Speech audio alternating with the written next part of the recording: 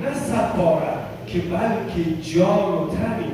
هزارت تاجیک و پشتون برادر، تمام سهمشان با هم برابر.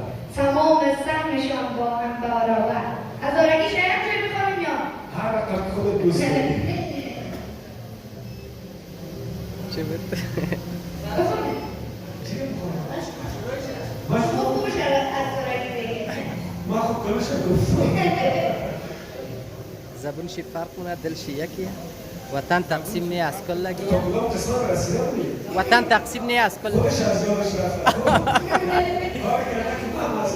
زبونشی فرق کنه، دلشی یکیه. وطن تقسیم نیه. وطن تقسیم نیه. جوان زیرک هستی. چپردکی در جان زرد.